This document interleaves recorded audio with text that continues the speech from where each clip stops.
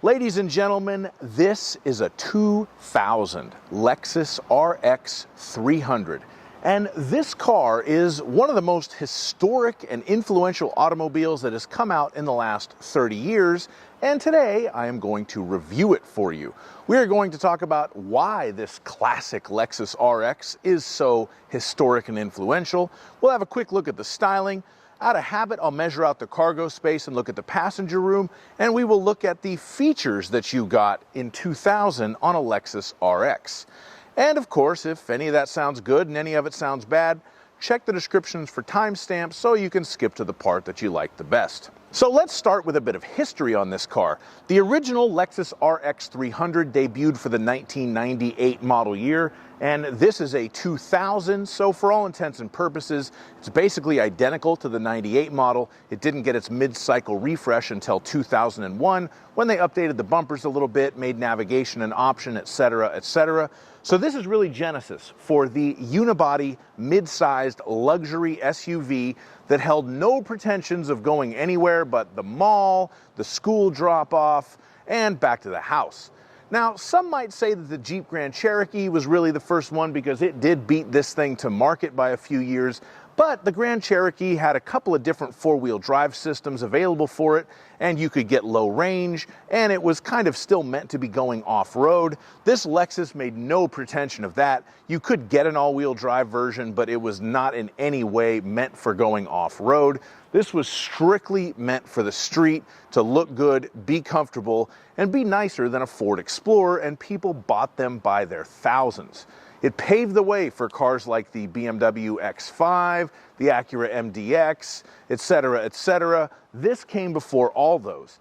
Now, Mercedes beat Lexus to the market with the first ML by a year, but the first ML was body on frame. Crucially, this Lexus was unibody. It was built on really an upgraded, beefed up version of the Camry frame at the time, so it made it more comfortable and a little bit more space efficient than that original ML, and that's why they still build them today and sell tons of them. They didn't change the name like Mercedes did with the ML.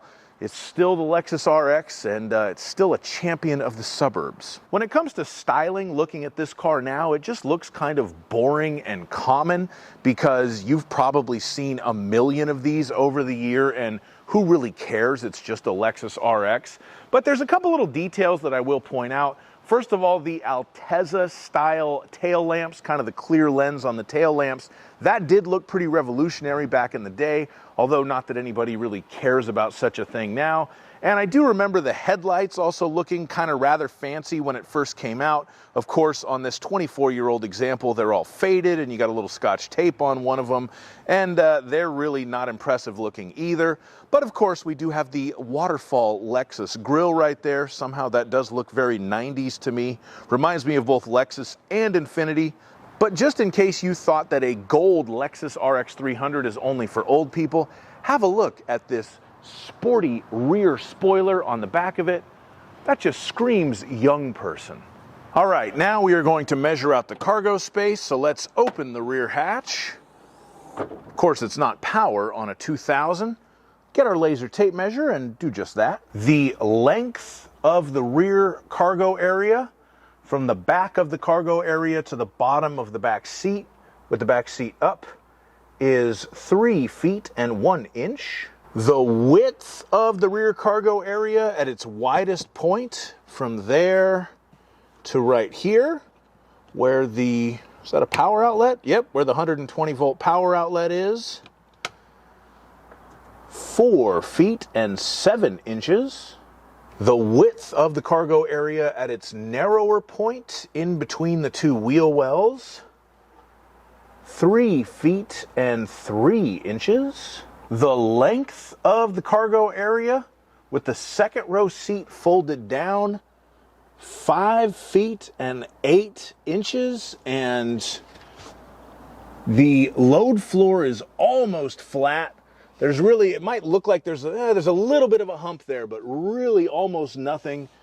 Pretty impressive for such an old car. This design really is fantastic on the cargo area of this vehicle. The height of the cargo area on the 2000 Lexus LX 300, from there to the floor, is 2 feet and 8 inches.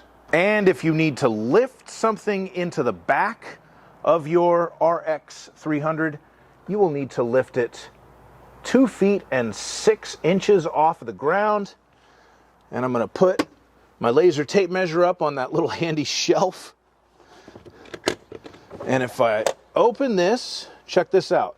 We have a little bit more storage. We also have tools for the spare tire. If I pull right here, we have some additional storage on both sides. I don't know if that's showing up on the camera, but you got 2 little hidden storage wells right there. And then if I lift this up, ladies and gentlemen, I give you a full-size spare tire. And if I lift this up, I give you a jack. I mean, I really am starting to understand how they sold so many of these things, because I'm very impressed, especially with the cargo area. Just so much thought went into that, and really a new RX is not any better than this is as far as cargo storage. Now we're gonna have a look at the passenger space, and for this measurement I will use myself. I'm 6'5", so let's see if I can sit behind myself in a 2000 Lexus RX 300.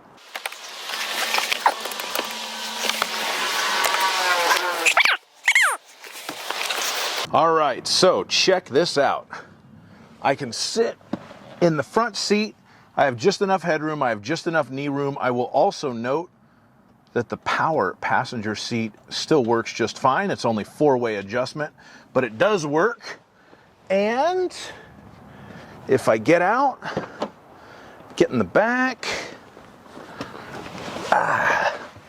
again, I have just enough knee room, just enough headroom. I actually fit, which is pretty impressive for a car of this vintage. Back in, the 90s when this car was designed, they would focus a little bit more on cargo room and not on passenger room, but Lexus figured out pretty quickly that that was not the way to go. I do have a center armrest here. I do have some rear air vents. What else have I got? Ooh, look at this. I don't know why there's so many pads under here, but I even have a rear power outlet to charge my 1990s 2000 cell phone. What a machine. Now we'll take a quick look under the hood and check out the engine and transmission. All of the early Lexus RX 300s came with the same engine. It is a 3-liter V6 with variable valve timing. It has 220 horsepower and 222 torque. Actually, it's a pretty nice engine, and even in this example with 171,000 miles on it, it still runs pretty smooth. The only major option as far as powertrain was concerned on these cars back then was all-wheel drive, which this particular vehicle does not have. It is a front-wheel drive car, and they all came standard with a 4-speed automatic transmission, which once again does its job very, very smoothly. Honestly, driving this car, I was pretty impressed with the powertrain. Both the engine and the transmission still run very well, and it drove better than I expected it to. Not that it's great, but drives pretty good. I will put a link to my POV test drive video in the description, so you can check that out if you'd like to. Now we're going to move on to the interior and talk about the features in here, and by modern standards, there's not a whole lot worth mentioning. I will note that this car did have an option package on it. This was an RX 300 with the limited package for $1,820 in the year 2000. That gave you leather seats, memory seating for the driver's seat, and a programmable garage door opener, better known as HomeLink. The other option package that was available would give you auto-dimming interior rear view mirrors, and the leather seats, and the memory driving seat, and that one was a whole $1,920 in 2000, but this car didn't have that. I guess the original owner couldn't swing the additional $100. You do have automatic climate control, but it's only single zone. The information for that is displayed on a center screen. That is not a touch screen. It's just there to show you your mile per gallon information, your temperature information, and what the radio is doing.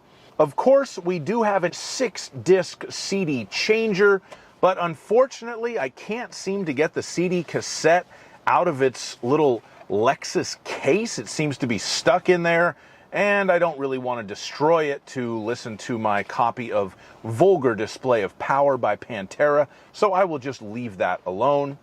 One other little thing that I like about this car is the gauge cluster.